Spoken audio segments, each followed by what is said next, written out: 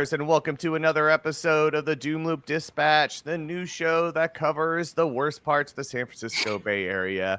I'm Kevin L. Jones, and with me whenever possible, D. Scott Miller. And here today, we're going to go over a bunch of headlines. We got some guests coming up, but there's just so much going on. There's so many new items and stories we've been following that we want to jump on. So we just thought we'd do a headline episode on this very rainy Saturday. Yeah. And first off, one of the things we definitely want to talk about is we want to talk about what's going on with the San Carlos losing air traffic controllers. I covered this on my TikTok, and it blew up because guess what? Another accident happened. Another plane crash happened in Philadelphia just days after the one in DC. And so when there's reports of the air traffic controllers basically not going to come into work after there's been two crashes, people rightly got freaked out. But you also had a good point, though, too, about the second crash, the one in Philadelphia. It was a smaller plane, not as reliable, as a medical plane. But the thing is, though, too, is that the San Carlos airport, all of their planes are small ones. This is like for the Silicon Valley types, Yeah, and like what I was saying to Kevin was that, like, for the first time in 16 years, a commercial liner actually got struck down. Yeah. But these little paperclip airplanes in California in particular, they fall out of the sky like pretty steadily. And so, I mean, but that's not to say that the attempt to privatize air traffic control, and that's exactly what's happening on the micro and the macro, isn't still happening. But I do believe that what happened on the national level at Ronald Reagan Airport is a greater indicator of how Trump is fucking it up, other than how we just regularly fuck things up with capital. Yeah, totally. And the thing is too is that so it just came out today, and I'm trying to switch. I'm gonna remove it, and then I'm gonna present again. I want to show that there has been an update. Basically, what they're doing now is they basically is just extending the contract of the old company for 60 more days. Because it seems like basically this new company that's coming in, Robinson Aviation, doesn't want to pay proper salaries to the air traffic controls. And one thing I learned after I posted that TikTok about the story is the fact that it's a hard job and these guys are overworked. And to be able to live in the Bay Area, especially that area, to be close, means you're in Silicon Valley, means you're in like one of the most expensive places in the nation. And so it's understandable that they would, hold out for this COLA raise. Basically, it was like a difference between $18,000 a year. I mean, that's how much money it was. So at least they're extending it, hopefully that'll mean there's no accidents, but this kind of stuff is what we're going to see. Where people, I think, people like us knew what was going to happen with Trump and the techies coming in who were dead set on being as free market as possible. All the services that like a lot of people depend on are all in jeopardy, including just even air traffic controllers. It's Reagan all over again. Well, I think it's worse than Reagan. I'm going to be honest about it. I think it's going to be worse. I do. Yeah. Because, absolutely. And at least Reagan had to use subterfuge. These guys are just being so goddamn blatant and bald-faced about it. Like, it's just like, well, if this is the start, right? The start one, right? Like they're not deceiving us about how bad they intend to fuck us, which means they intend to fuck us even harder than what they're telling us. Yes. You know what I mean? I mean, it's just the most insane shit. So insane, especially too. The thing is that everyone's pointing out is the fact that this all these car crashes and the plane crashes and everything else too happened after the FFA director basically left because of Musk, of Elon Musk coming in. Yeah. Yeah. I mean, is there an acting FAA director? did not answer. Walked away. I mean, it's we need. I think people are going to really realize how important the federal government is. See, that's the thing. That's the thing I'm concerned about. Is I don't think they will. I think it's going to take way longer. I do. I mean, like the way that this information is coming out at us is actually through these legacy medias, like this clip we're seeing right now, MSNBC. I don't think people are actually accepting the gravity of what they're seeing.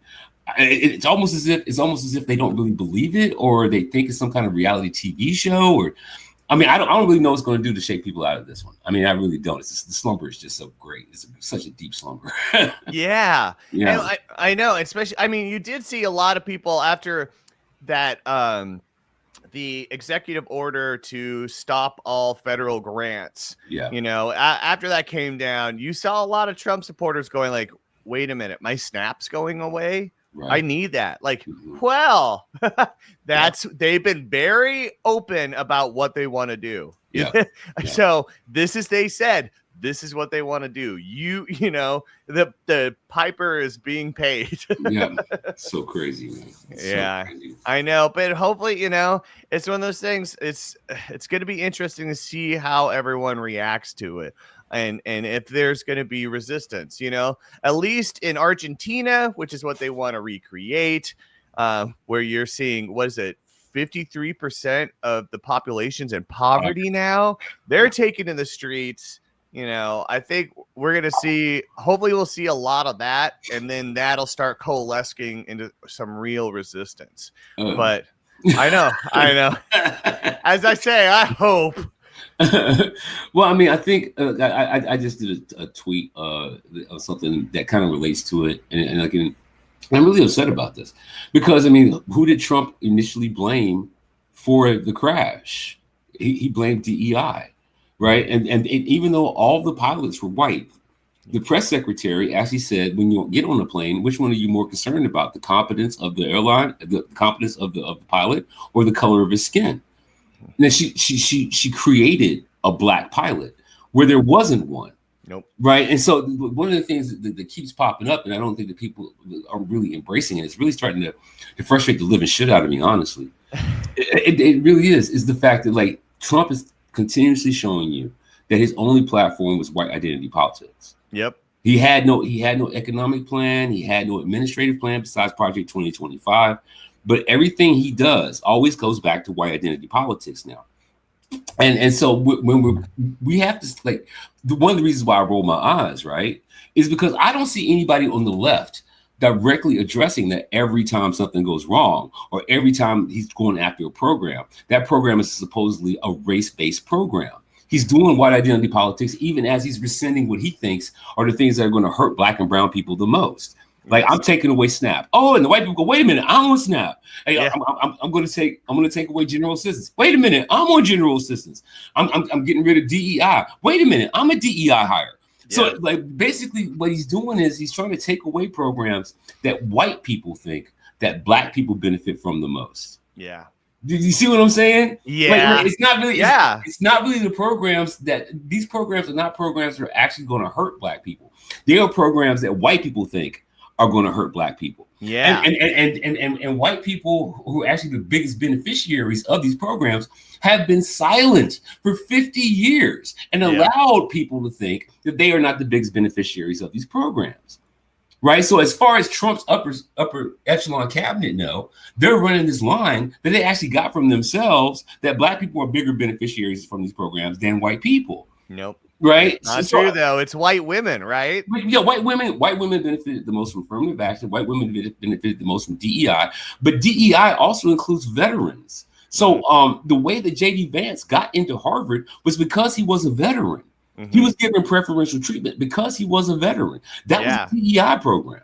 Yep. Right? GI Bill too. Yeah, and the GI Bill too. You get preference. Mm-hmm. So.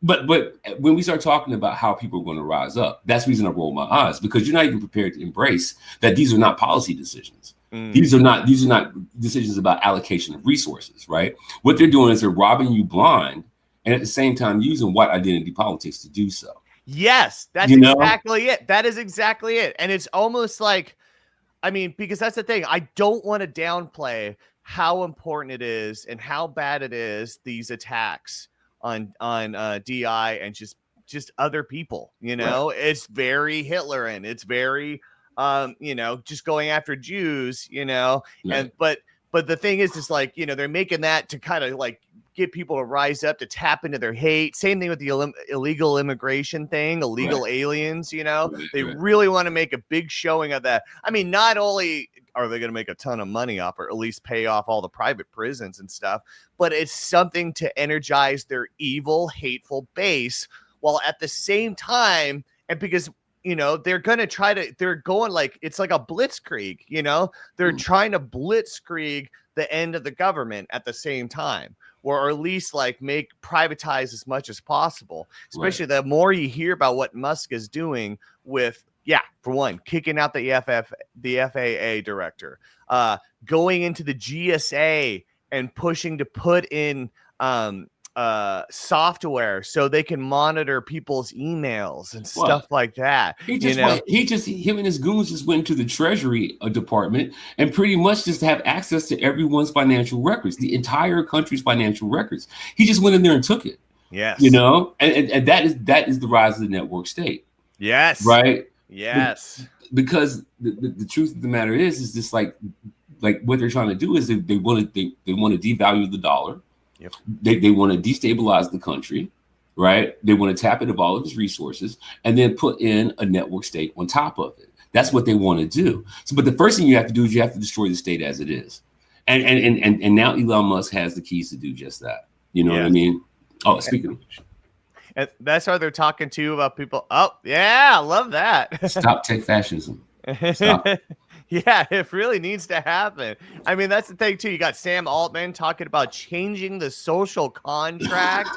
You got Larry Ellison talking about how AI is going to keep our citizenry in check. I mean, that's the thing. That's the thing, too. That's why there's all these pushes. It's not just Flock and Chris Larson pushing for more license plate readers and cameras. I mean, they want that surveillance state. That's a big part of too how they're going to keep everyone in check. Well, I mean, and I think the other part of that is that we learned just this week and the beginning of last with DeepSeek that a lot of what Altman is actually proposing is just a scam.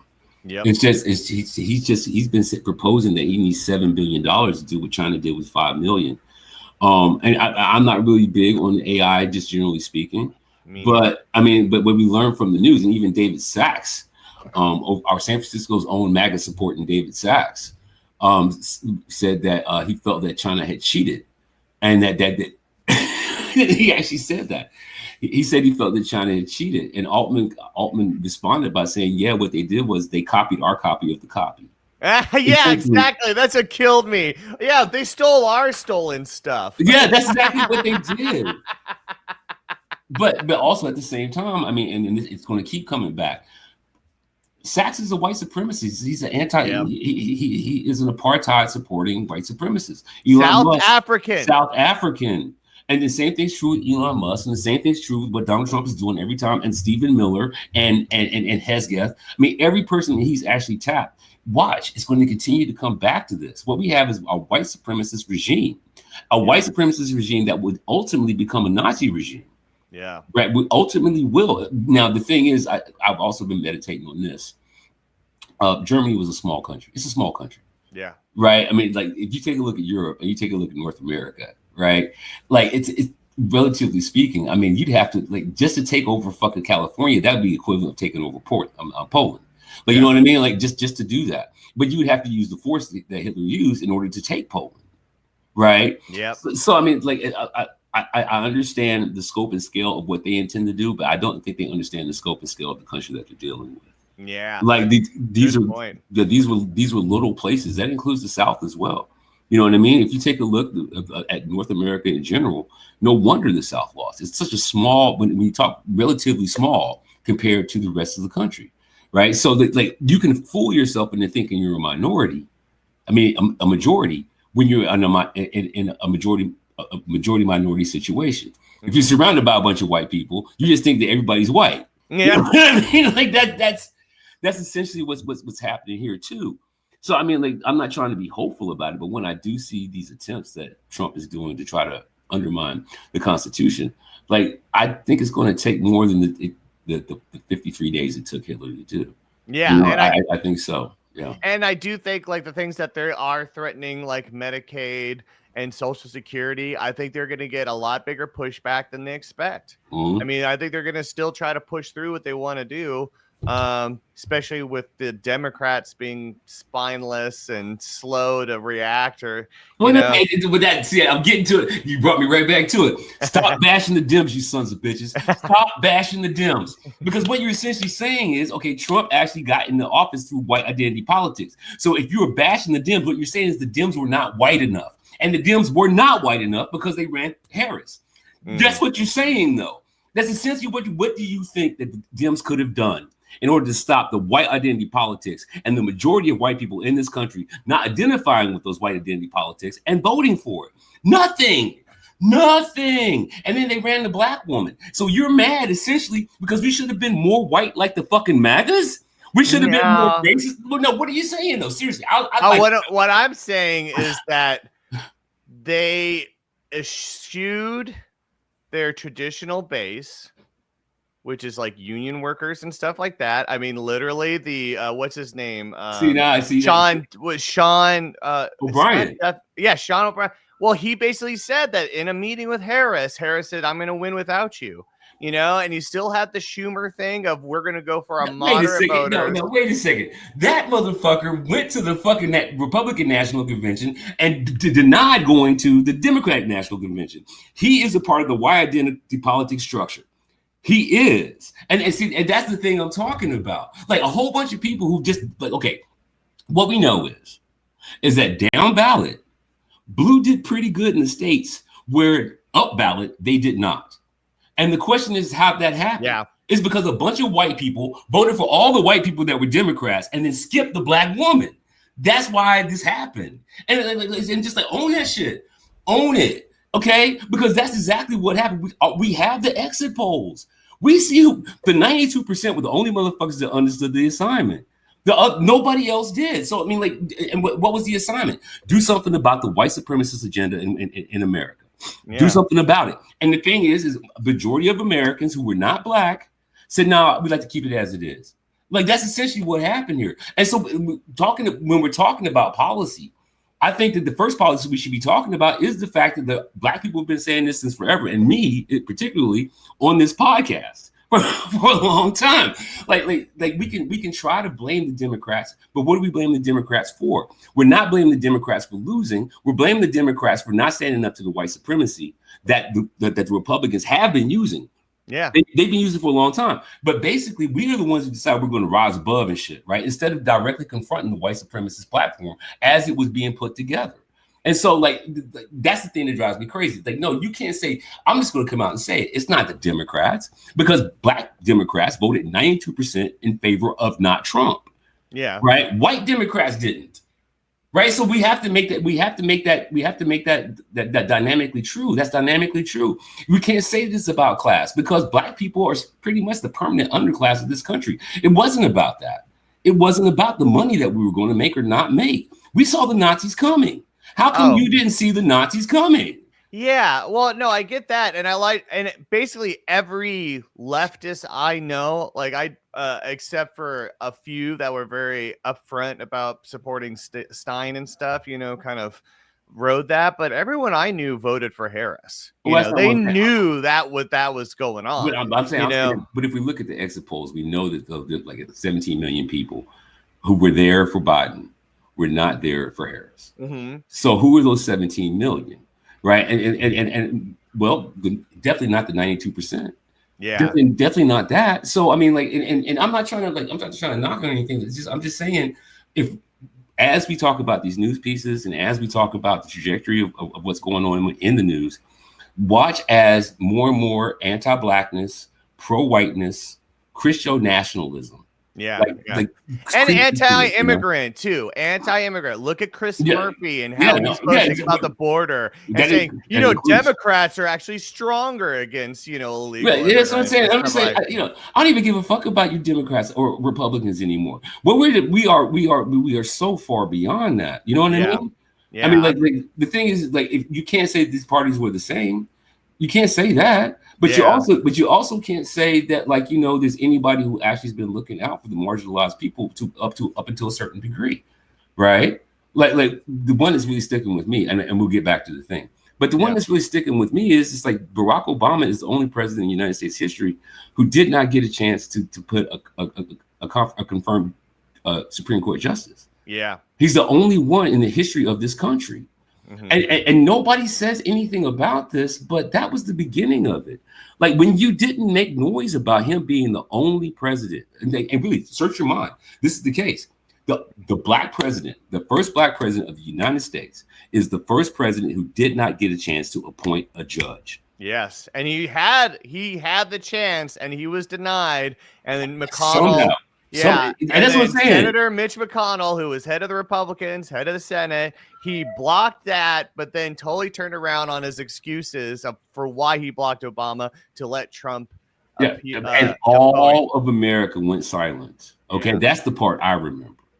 Right. The part I remember is all of America fell silent. Yeah. This was an unprecedented, racially motivated attack against our country. Yeah. Well, I saw on Twitter, but I'm not talking about the usual voices, big fucking news. It's something that happened. Yeah. It was unprecedented. It made history, but it actually was a white supremacist attack on the first black president of the United States.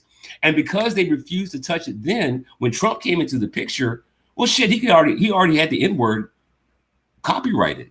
Like, it's already okay. Let's get back to the news. But I'm not a dim defender, right? But like, hey, white people, you guys on the left, you guys did it too. Stop playing with me. Stop playing with me. And stop. And I would just say that when Biden ran the first time in 2020, I threw down a crap load of money. Especially like any Senate race, I was so in, even though I even didn't like the people I was supporting, I supported Abigail Spanberger, who's just been terrible, but I was just like, anybody, just Dems, we got to get them in. This time around, I cut off all my donations.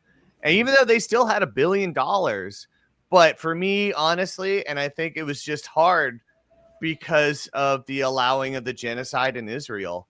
I think it was just hard. I could not separate that. I could not support a party that was so just rolling over. The talk of ceasefires and stuff didn't convince me that it was real, because they were still letting horrible things happen and still sent them billions of our tax money. Hey, man, we just finished talking about this, and we're probably going to return to it. But my people have been enslaved in this country since the fucking 13th Amendment was ratified.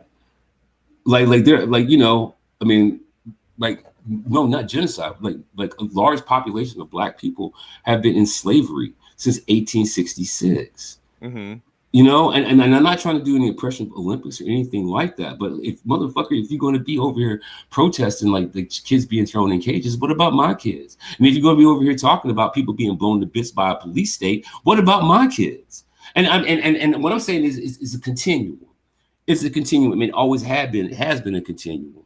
And so, like, now, are we not dealing with somebody who consistently attacks black people almost exclusively, and now it goes after brown people almost exclusively, throwing these people into cages? And so instead of talking about, we should have been addressing whiteness this whole time, because now it's all around us now. Yeah, it's all around us. But that's the thing too, is that Israel is a white supremacist project. That's my point. That's my point. If you're going to put together if you're going to put together a revolutionary platform, you do not start. You're in a country where this is actually practiced right in front of your eyes every goddamn day. That's where you begin your revolutionary platform. Like the Panthers. You know what I mean? after George Floyd, what happened? They give us a whole bunch of like these bullshit DEI initiatives that they get a chance to tear down. And like, but the thing is like no, I need people to be focused on like, look at what's happening at your front door, man. I'm not saying that don't look over there, but include that in your overall understanding of the larger picture. Now we have a Nazi in the White House. Congratulations. Now we have a Nazi. Yeah. I mean, like, no, seriously, like we should have been like when Trump started going after black people, even before he was fucking in office, he already said that was going to be his platform. That should have been that. If I have any complaint about what the Democrats did, is they didn't name and claim white supremacy. They didn't name and claim Nazis. They didn't say that's what they're doing. These are white people doing this shit. We have to unify. If you're not like like that, but other than that. Well, they also too didn't talk about how they were going to fight it. I mean, that's what I'm saying. Yeah, I mean, the biggest thing too is like you get into when they were talking about Trump. The other thing about this is illegal immigrations, and he's like the word I want to use. The word I want to use is solidarity. Yeah, the word I want to use is solidarity. I stand in solidarity with the Palestinian people 100%, right? And I believe the Palestinian people stand in solidarity with me. But I think the minute you get to America, it becomes fragmented and people forget what solidarity looks like and people forget how to exercise solidarity. Yeah. No, totally. I want to make that clear. I want to make that clear. Oh, yeah. I mean, because that's the whole thing. Like, not to say I still supported, and there were still Dems I found to support, but it just crushed my soul. Like, it was just so hard to see them continue to fuel genocide. But then no matter who was going to be there, going to support genocide, you motherfuckers like to act like the United States is a genocidal nation. I mean, like, there is no exception. It's never not happened. Like, how is this? How is that different though? But you're saying like, how is that different? Okay, so you're kind of yelling at me. I'm not yelling. I'm exasperated with the argument. Yeah. But I'm not trying to make an argument either. Not an argument. I'm trying to explain. I'm trying to explain, kind of more explain. I think a very shared viewpoint where it really did sap my excitement and energy. And the thing is, too, it's like I also too just took it for granted that they wouldn't vote in Trump again. It's just like, God, look how bad it was last time. And I was shocked. That it was like, oh my God, okay, I guess I wasn't alone in being like not enthused. But I wanted to talk about too, with the illegal immigration thing, there also too, you have the issue with the fact that when Trump's in there going like, we got problems at the border, we're blah, blah, blah, blah. Biden wasn't going like, we're trying to help people. Biden was going, no, we're sending out way more people. We're kicking out way more families. What I'm saying is, whoever said that the Democrats were the white hat? The Democrats are not the white hat. You know what I mean? Yeah, but I think that's a problem. People want the white hat. They want the white hat. You can't have that shit because that happens in movies and fucking fairy tales. Right? Obama is a war criminal. Bush is a war criminal. FDR, war criminal. Nixon, war criminal. Like the only person who maybe squeezed past that was Carter, maybe, but every last one of them, including LBJ, including RFK, they're all fucking war criminals. Yeah. They all supported the American apartheid. Every last one, including Obama. Yeah. So I mean, like there is no white hat. There is no fucking white hat. So I mean, that's like to me, I'm really hoping that America's. And it's going to be hard to do more than ever now. But I'm really hoping Americans tap into American history and come to that understanding that like America has never been the good guys, right? Like Americans did not liberate Auschwitz, the Russians did, right? Like and America did not get involved in World War II until FDR fooled a bunch of people out of their isolationist thing and allowed Pearl Harbor to happen. Yeah. Right, like he allowed that to happen in order to get us into the war. He killed those men. Right. So I mean, I'm just saying, I hope more people tap into that because a part of the great bamboozlement is the fact that a lot of people don't understand just how evil our country is. Yeah, our country is actually inherently evil. You know what I mean? It's how we became the superpower. Yeah. We go around. CIA goes around assassinating Lumumba, and nobody even bats an eye. You know what I mean? We fucking carpet bomb. All you got to do is just kind of imply you're going to try to hold on to your bananas. Allende in Chile. Allende in Chile. And then leading to Pinochet. Yeah, exactly. And like the thing that the right loves, which is the fucking throwing communists off helicopters. Yeah, that's what I'm saying. And we got motherfuckers in America right now who are trying to use that as a meme because they understand that history. We need to understand it too. And we need to stop thinking that America's ever been a place that doesn't need what it needs. Yeah. You know, I mean, but we were talking about the news. I'm glad we're talking about it. Me too. But, and I'm not emotional about it. It's just like, to me, I just feel as if we could just get back on track. It's not even being off track, right? We got knocked off track. And a major part of that was the separation, the lack of solidarity. Right. Yeah. Like solidarity with trans people. Like what they did was now they had like the gay community trying to figure out ways to push out the trans community. How'd that happen? Right. How is it now that the Black community is so fragmented that we can get somebody like a Senator Scott or we can get somebody like a Clarence Thomas? Yeah. Right. Like what happened there? What happened to the Thurgood Marshall platform? Right. Yeah. And then the same thing is true with what's happening with women. I mean, like you just gave up your reproductive rights. And you gave up your reproductive rights because you thought that somebody of color might get them too, right? And so, like, what happened there? How come women can stand in solidarity with women? How come working class people can stand in solidarity with working class people? Instead of us making a bigger push towards solidarity, we are just going along with the divisions that they gave us. Yeah. And I find that extremely frustrating. I mean, but just generally speaking, right? I mean, I stand from my upbringing, I stand with all oppressed peoples of the world. Mm-hmm. Right, with no exceptions. Yeah, you know what I mean. Like there are no exceptions. If you were being oppressed or not, and authoritarianism or statism or nativism or like any of those things are actually oppressing you, I stand in solidarity with you. And the reason being is because it's happening to me too. Mm-hmm. And the thing with Americans is Americans don't seem to understand that it's happening to them too. Yeah. And that's the thing that's driving me nuts. It's happening to you too. I mean, like you're not divorced from this. Can you not stand in solidarity with people who are trying to free you from your oppression, Yeah. Well, and I think a big part of it too is that there's also just a chosen ignorance when it comes to the news and what's going on. I don't know. I know so many people like, I can't follow the news. It just brings me down. Well, it's bringing you down because it's fucked up and you should know what's going on. You cannot use that excuse. You cannot just go like, that bums me out, so I don't want to hear it, Well, that's the other one. Now we're talking about the news and we can get back to it. The thing is that Trump also got rid of World Health Organization. He made it so the CDC cannot give out reports anymore. Yeah. Right. And we have a very serious case of the avian flu that's getting ready to spread right now. Yes. And people should be scared. Very. This is going to be way worse than COVID. Yeah. Because it's literally going to be transferred by fucking birds. Yeah. And birds and cats. Like they're already like one of the things that people are having trouble getting out, and I'm glad we're talking about it, is that a lot of people are trying to tell people if they have indoor, outdoor cats, make your cat an indoor cat.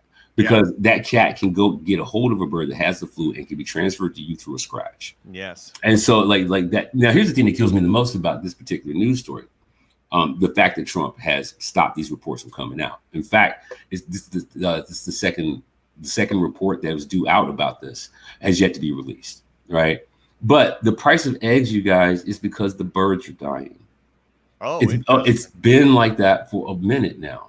The price of eggs has been going up because the chickens are dying. Wow. And so if you go to the grocery store right now and go and look at your chicken section, there'll still be chickens. They'll be a little bit more expensive, but it won't be as many as there used to be because the bird flu just recently in California, the bird flu just caused a major supplier of chickens to kill his entire stock. Oh, crap. Was it Tyson? No, it wasn't a company. It was just a local distributor to a company. Like a farmer, like a farmer. Yeah. Yeah, and a farmer had to kill all of his chickens to stop the spread of the avian flu. So that's why you don't get eggs.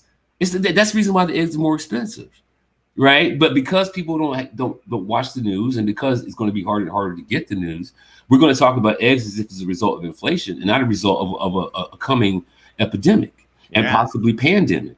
Yeah. And that's And then just watch too. It's gonna be they're gonna profit off it because it's gonna turn to scarcity and scarcity mindset, which makes people desperate, which makes people like intense about things, and that's just gonna mean more money for them. Yeah, man. Whew, okay. America. Fuck yeah. USA. USA. Oh man. Well, like at least we have an audience that they want to know what's going on, and so at least we could get back to like we got to talk about the new Alameda County District Attorney who was just appointed, the interim district attorney.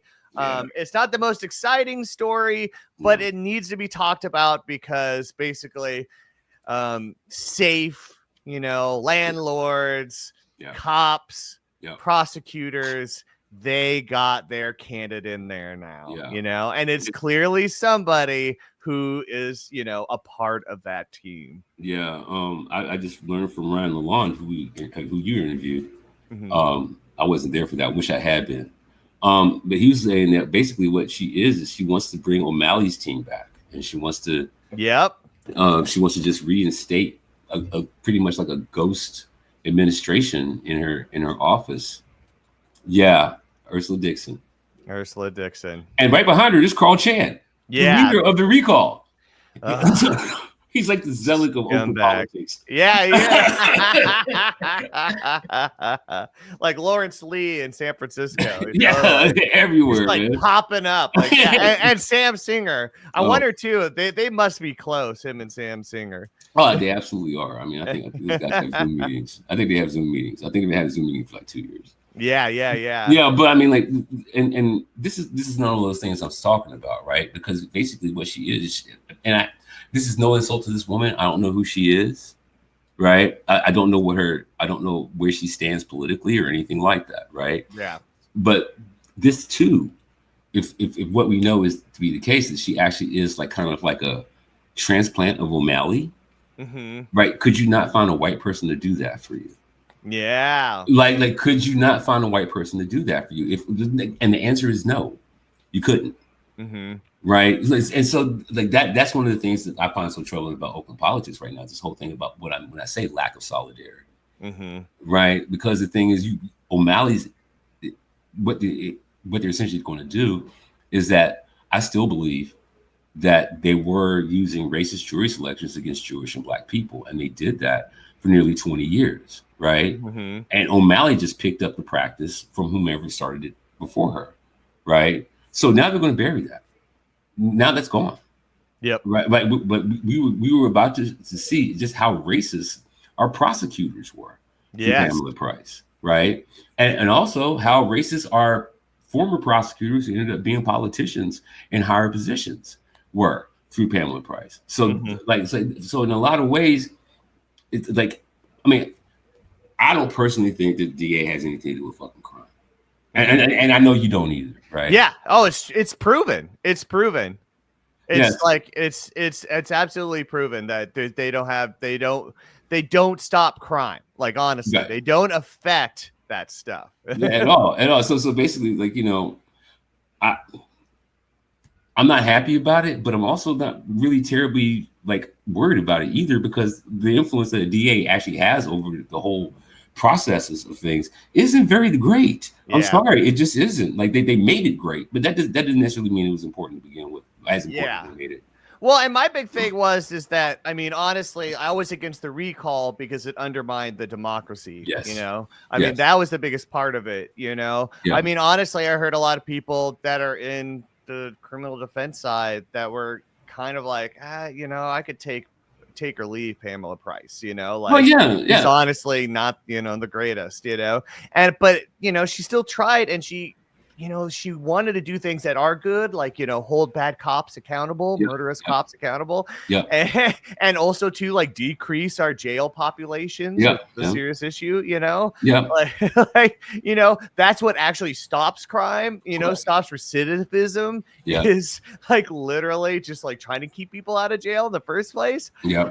But here's what kills me too, and I had to highlight this quote, is from the deputy attorney, who's also the president of the Alameda County Prosecutors Association, was underpriced. They felt defeated. The prosecutors felt defeated, underappreciated, having a difficult time within ourselves to focus on our mission to survey the pub. You mean just like going after fucking poor people? Like that, you guys were so sad because you couldn't pick on the fucking poor people. Is that it? Like you could, I mean, well, that's what fucking kills me, man. It's like they're trying to make out to be like victims in this shit. It's like, fuck you. Well, yeah, fuck you, but majorly though. I mean, that's the same thing though. I mean, like, I think that one of the things that the left has to do is stop letting the right prioritize our arguments for us. Yep. Right. Like we know, for example, okay, another thing that's in the news is like city of Oakland's going to have to lay off 1,000 workers, right? Like that's happening this week. And in order to fight this deficit, the city of Oakland is going to lay off 1,000 workers, and that's terrible, right? That's terrible. Yeah. So what we're supposed to do is we're supposed to talk about Qingdao, or we're supposed to talk about I don't know, macro or some shit like that. But we also know that the cops have been robbing us blind in overtime this whole time. Yeah. And so like the thing is that if we allow the right to distract us from what we know is to be the truth, they will distract us. So right now we got that the stadium deal, right? It's supposed to be going through and the money's slow to come in and all that. Watch them switch this conversation over to that. Watch them do that. Watch it become about the stadium and not about the cops having this massive overtime, this criminal amount of overtime, and this constant increase in pay. Right? Watch that. Watch it become that. Because as soon as you start talking about that, you're suddenly soft on crime, which doesn't poll well, apparently. And they'll fucking go after you because you might dare challenge the fact, like, yeah, the head of the Oakland Police Union literally is one of the worst exploiters of the overtime system. Yeah. And he, I mean, especially after the Stop Asian Hate campaign, where literally he just built up overtime walking around Chinatown, you know? Like that's it. He made, you know, he made hundreds of thousands of dollars extra on top of his salary, just getting overtime walking through Chinatown, you know. Yeah, it's so like, crazy. I mean, because the thing is also tough on crime, motherfucker. The president is a felon. What are you talking about? I know. I don't even understand what you're talking about anymore when you say some shit like that. I don't get it. Like, what is crime to you? I'd like to know, because the guy is a felon. He's a convicted felon. He's president of the United States, right? So what's crime? I'd like to know. I mean, like, you know, I'm not a fan of anybody coming and taking my shit either. Yeah. Right. I'm not a fan either. But Elon Musk, as we speak, is taking my shit. Yeah. Yeah. You know, he's siphoning into. Well, white collar crime is a lot different. Yeah, it's not crime. And also, do you have anything about the police union? San Jose Police Union director. I that was a while ago. That was what I want to say last week, but yes, we want to say last week. Yes, January has been 4 years long. I know. God damn it. Yeah. Joanne Segovia. Yes, that's her name. Yeah. So she finally got a plea deal. She got probation. Here, I'll bring this up right now because I mean, I was following. This was actually my first hit on TikTok. Was talking about her and how hypocritical she is. You know, especially the fact that the San Jose Police Union was donating money to the Chesa Boudin recall, which, you know, the whole recall was, or at least a big chunk of it, was not cracking down on crime and not stopping the fentanyl issue. Now, admittedly, it wasn't fentanyl that she was importing. It was, what is it? Trapadol? Yeah, something like that. Tapinadol. There it is. Yeah, there it is. And, and like and apparently too, she's, you know, she was doing the drugs, which is a part of it. That's why. But she, again, you know, if she was black, that's what I'm saying. Would that excuse work? Would she get that kind of? And once again, the question is, what is crime? Yeah. What is crime? I mean, like really, like it seems to me that crime is what the white supremacist structure is now going to start defining what it is. Yep. Even though it's always been like that, I think it's going to become more severe over the next 4 years. Yeah. What is crime? Because the thing is like, you know, apparently being a felon is not enough to disqualify you from becoming president. And being a felon is enough to actually get you out of prison, even though you should be in it, at least for a light sentence. Like, you know, so what exactly is crime? We're gonna get into some Orwellian shit. Yes, we are, my friend. Let's just be fucking honest. We are Yeah. gonna hear how things change. It's already happened with Israel, and Right. you know what is anti-Semitic, you know, and that kind of thing. I mean, they took that all the way to the feds, to Congress, you know, to change the definition of anti-Semitism. It's going to be more of that. And more, like, honestly, you know, you hear it with DEI. Like, what is this shit? I mean, honestly, you know what they want to say, you know? Well, no, that's the thing. That's the thing that's going to kill me. This is the thing that's going to destroy me, right? Because we've already found out, and we've just discussed it. White people actually are DEI. Like, when you say DEI, what you're actually saying is white people. When you say affirmative action, what you're actually saying is white people. Yeah. Right. Like so it to me how it's going to be up to. I don't want Democrat. It's just like, because Democrat is a party, right? Yeah. Democrat is not an action, right? Democrat isn't even really a position, right? A Republican isn't really a Republican anymore. Yeah. A Republican is a white supremacist Christo fascist, right? That's an action that they take. Yeah. They take a white supremacist Christo fascist position, right? That is what a Republican has become. Up until that point, what was a Republican? Other nebulous descriptions like limited governance, personal responsibility, you know what I mean? Family values. All these things are still nebulous, but at least they had them, right? These are, and they sounded okay. They sounded okay. But what you guys are white supremacist Christo techno fascists. Mm-hmm. Right. What are Democrats? Well, not that. Yeah. Honestly. Right. Like not so that's not really a platform. Not that. Yeah, it's not. It's not. Especially, I mean, that's the thing. From Project 2025, their platform is fucking clear. Yeah, clear platform. And everyone on their side is all signed up for it. Right. So what we do is we have to be the anti-racist gay bashers. Like that's what we have to be. Are you bashing the gay? We bash you. Are you are you bashing the immigrants? We bash you. Yeah, exactly. I believe we should get a little bit proactive on that shit, I think. Yeah. No. Well, so what else is going on in the news, man? I know we're getting well, I think the last thing I kind of want to talk about, you know, especially after we did this whole thing about homelessness last week. Yes. I do want to get into the talking about the Oakland's legal assistant for renters facing evictions.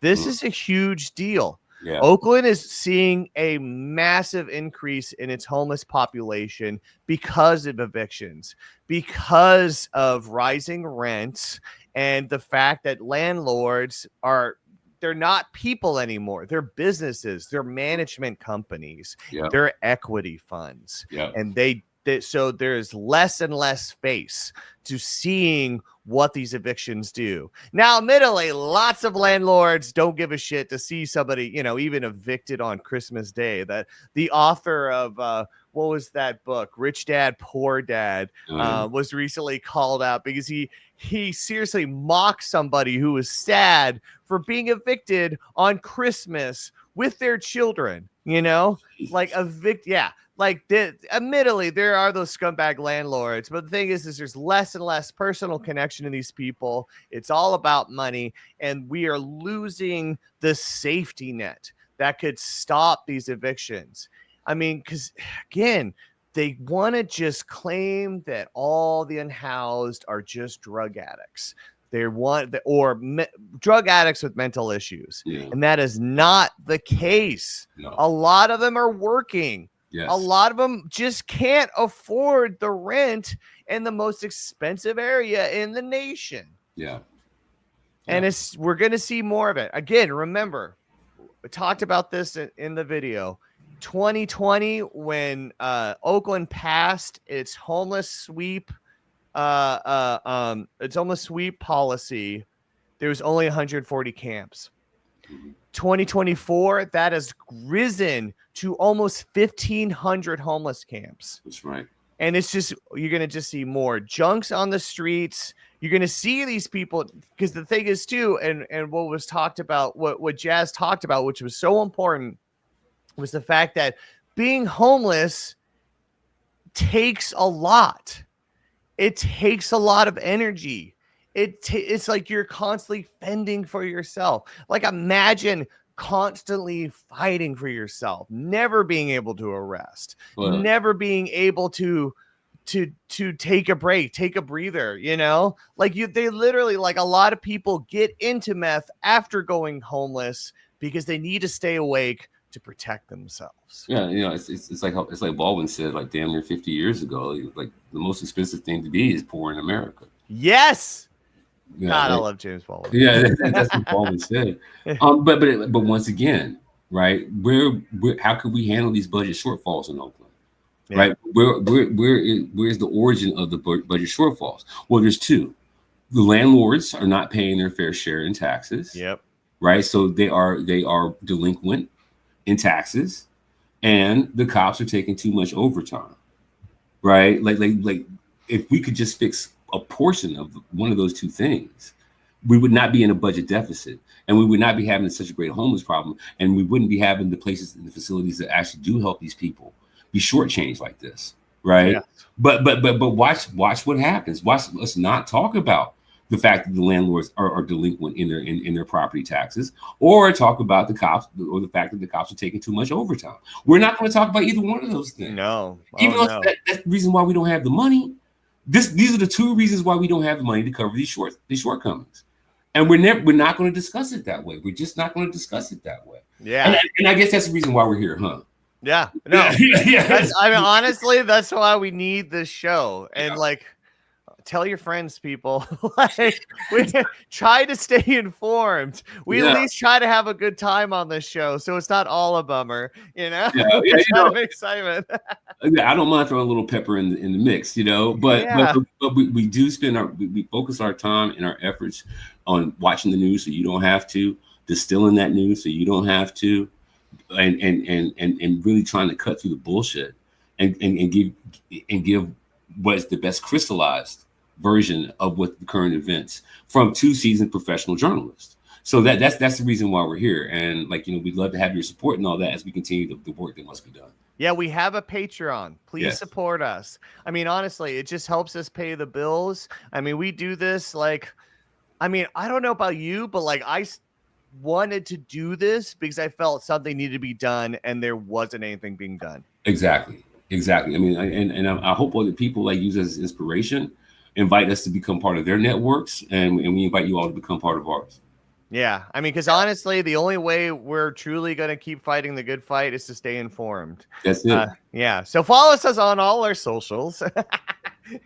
Follow us on X, on Blue Sky, on TikTok. We're all over. Yeah. You know, especially like I promise you, you know, it's not all angry, it's not all depressing stuff. But we also, you know, you and I, we could see through the bullshit. And that's all we're here for. We're trying to be your local bullshit detectors. And also, I mean, we want you guys to also help us pull together some messaging to cut through the noise.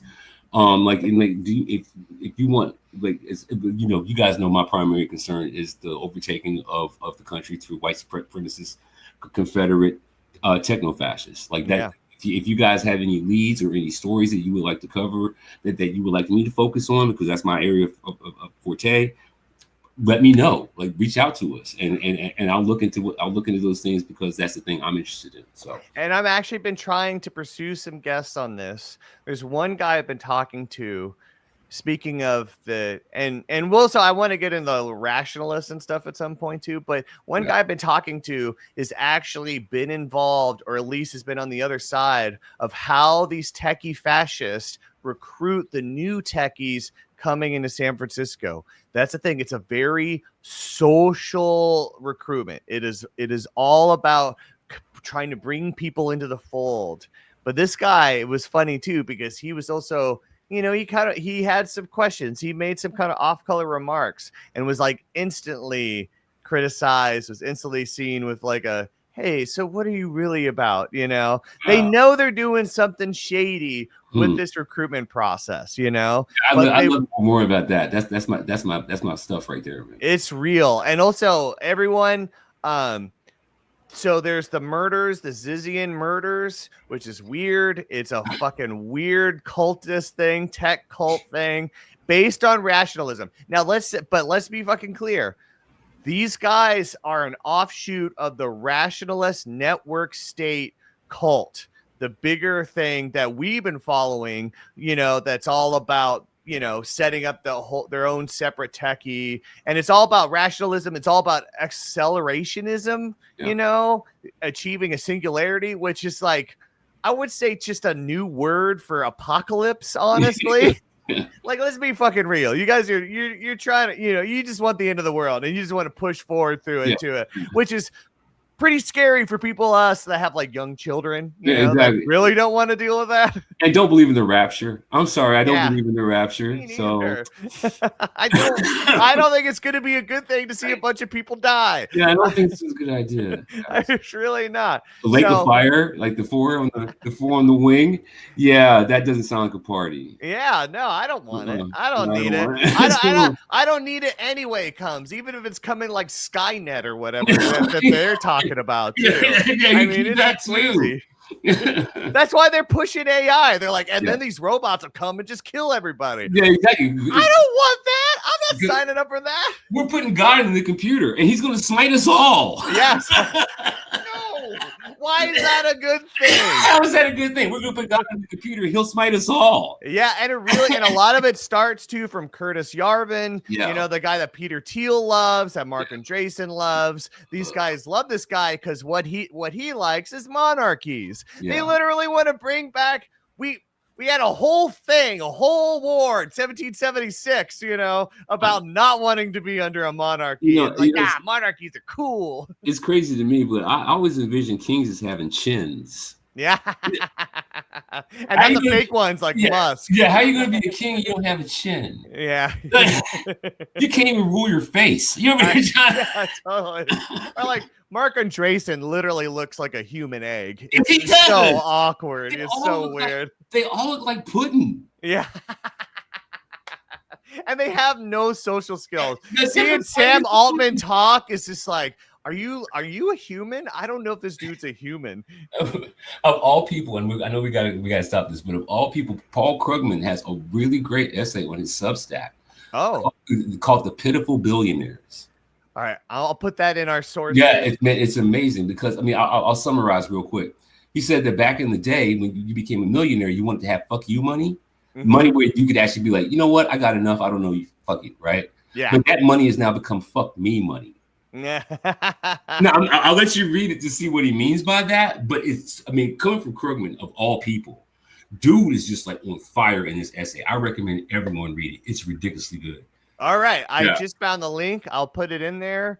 I think next week we're going to be talking with former San Francisco supervisor John Avalos. So we're definitely going to get more into this kind of stuff, you know, since like the SF is basically the like breeding ground for this techie takeover. So it'll be really great to talk with him, get his perspective about it, especially just talk about seeing the takeover as it went down. So again, follow us on our socials, people, support us on our Patreon. We'll see you next week, and until then, keep fighting the good fight. That's right.